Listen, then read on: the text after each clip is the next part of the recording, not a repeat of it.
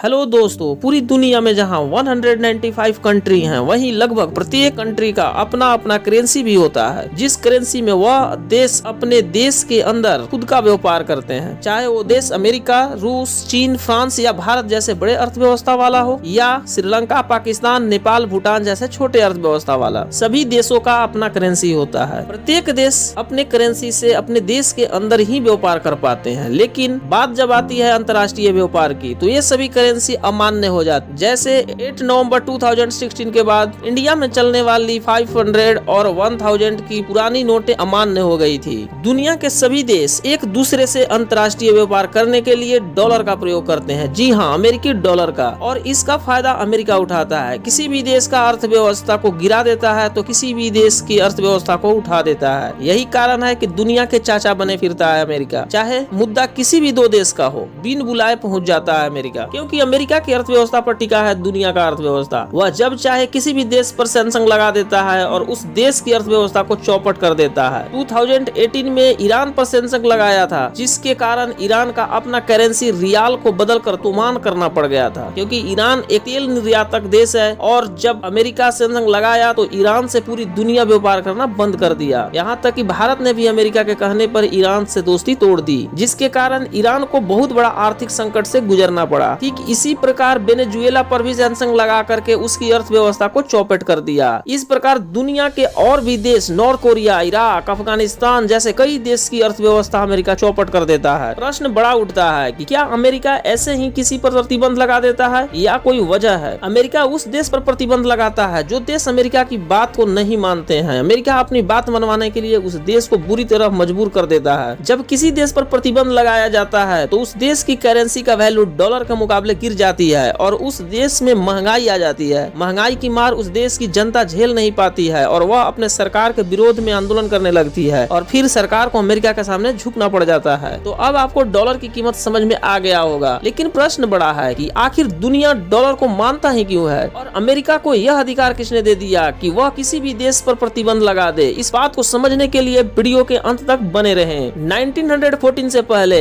दुनिया के अधिकांश देशों पर दो देशों का कब्जा हुआ करता था। वो दो देश फ्रांस और ब्रिटेन थे। लेकिन उसी दौर में ऑस्ट्रिया हंगरी ने सर्बिया पर आक्रमण कर दिया, जिसके पक्ष और विपक्ष में पूरी दुनिया हो गई और प्रथम विश्व युद्ध हो गया। चूंकि अधिकांश देश पर कब्जा फ्रांस और ब्रिटेन का था, तो उस सभी देश को संचालन करने में अधिकांश खर्च फ्रांस और ब्रिटेन का ही हुआ, जिसके कारण फ्रांस ब्रिटेन जैसे यूरोपीय देशों का बहुत बड़ा नुकसान हो गया। जिसके कारण फ्रांस ब्रिटेन जैसे यूरोपीय देशों को बहुत बड़ा नुकसान उठाना पड़ा। इस नुकसान का भरपाई अच्छी तरह से हो भी नहीं पाई थी कि 1939 में सेकेंड वर्ल्ड वार शुरू हो गया। फर्स्ट वर्ल्ड वार से जूझ रही फ्रांस और ब्रिटेन की अर्थव्यवस्था सेकेंड वर्ल्ड वार में जवाब दे दी। लेकिन इस युद्ध में फ्रांस ब्रिटेन जैसे देश के हारने का मतलब था पूरी दुनिया से अपने आप को समेट लेना, और यही हुआ भी। लेकिन युद्ध ने अमेरिका को दुनिया का सबसे शक्तिशाली देश बना दिया। जब सेकेंड वर्ल्ड वार में पूरी दुनिया आपस में लड़ रही थी, उस समय अमेरिका पूरी दुनिया को हथियार और दवा बेचकर पैसा कमा रहा था। जब फ्रांस और ब्रिटेन को इस युद्ध में पैसा की जरूरत पड़ी तो इस दुनिया में अमेरिका के सिवा कोई दिखा ही नहीं जो उसे पैसा दे सके। उस समय फ्रांस और ब्रिटेन जैसे देश इस युद्ध को लड़ने के लिए अमेरिका से $4 बिलियन